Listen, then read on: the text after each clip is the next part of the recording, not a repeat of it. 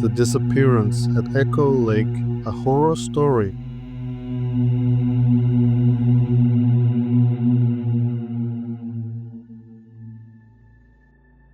I've been a ranger for Hollow Pines National Park for nearly a decade. It's the kind of job that makes you feel small, dwarfed by endless trees and vast starry skies. I used to love that feeling, not anymore. 2 months ago something changed. Now, the quiet of the forest doesn't feel peaceful. It feels oppressive. Every crack of a branch, every rustle of leaves sends my heart racing, and I can't stop hearing the echoes. It started on a crisp October morning. I was manning the main ranger station when we got the call a group of hikers had gone missing near Echo Lake. That wasn't unusual. Hollow Pines spans over 300,000 acres, and inexperienced hikers get lost all the time. But something about this call felt off. They never came back to the campsite, said the frantic woman on the line. We waited all night, but we couldn't even hear them. Not a shout, not a whistle. It's like they just vanished. I grabbed my pack, radioed my partner Dale, and we headed out to search. The trail to Echo Lake winds through some of the densest parts of the forest. It's beautiful but eerie. Sunlight barely filters through the towering pines, and the air always feels just a little too still. We found the campsite easily enough. The hikers' gear was scattered around, untouched, tents half-zipped, backpacks leaning against tree trunks, a lantern still faintly glowing. But there was no sign of the hikers themselves. They wouldn't just leave this behind, Dale muttered, picking up a wallet from the ground. No way, I agreed. Let's keep moving. Maybe they got turned around. We followed the trail deeper into the woods, calling out their names. The forest swallowed our voices, giving nothing back but faint echoes. An hour in, we found the first clue, a shoe, lying in the middle of the path. It was clean, too clean. The laces were perfectly tied, and there wasn't a single scuff or dirt stain, even though we were miles from any paved road. Doesn't feel right, Dale said, his voice low. I nodded, unease curling in my stomach, but we kept going. As the sun dipped below the treetops, we reached Echo Lake. The water was perfectly still, reflecting the sky like a black mirror. And there, on the shore, was something I'll never forget. 5 sets of footprints led down to the water's edge. They stopped abruptly, as if the hikers had walked into the lake without hesitation. Maybe they went for a swim, Dale suggested, though his tone betrayed his doubt. In October, I shook my head. No chance. We set up camp by the lake, hoping the hikers would return. That night, I woke to a sound, a soft, rhythmic tapping.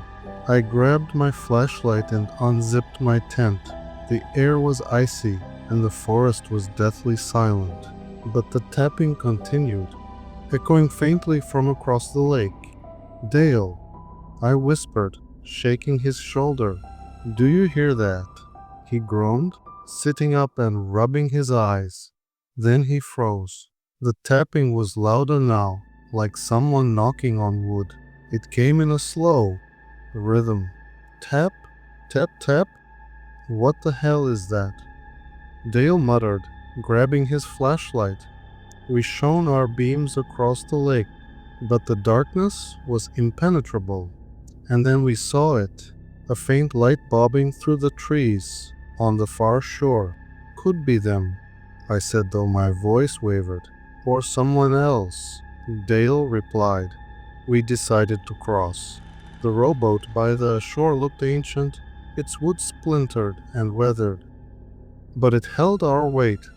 As we rowed, the tapping grew louder, almost urgent. The light stayed just ahead, always out of reach. When we reached the other shore, the light vanished. The tapping stopped, and we weren't alone. Footprints surrounded us, hundreds of them, pressed deep into the mud. They circled around us, overlapping in chaotic spirals. "What is this?" Dale whispered. I didn't answer.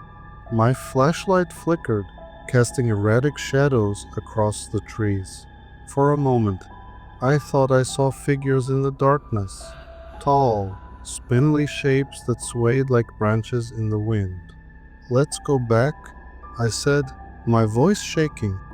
We turned to the boat. It was gone. Panic surged through me. I grabbed Dale's arm and started running, but the forest seemed endless. The trees closed in, their branches clawing at us like fingers. And then came the whispers. They weren't in any language I recognized, low guttural murmurs that seemed to seep into my skull. Dale was shouting, but I couldn't make out his words. All I could hear were the whispers, growing louder and louder until they drowned out everything else. I don't remember how we made it back to the campsite. When we stumbled into the clearing, the sun was rising, casting weak light through the trees. The rowboat was back on the shore, perfectly intact. We didn't speak as we packed up.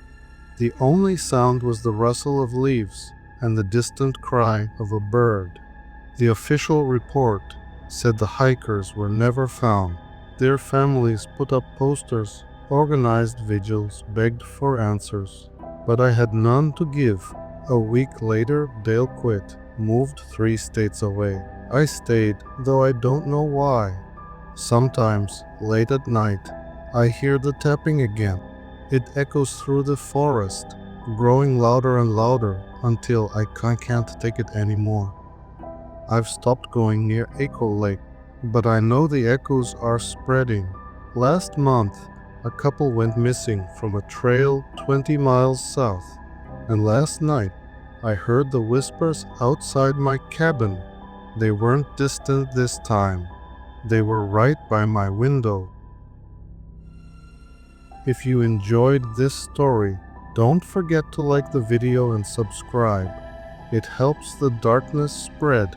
Turn on notifications so you don't miss the next nightmare. And remember, don't listen to the whispers in the dark.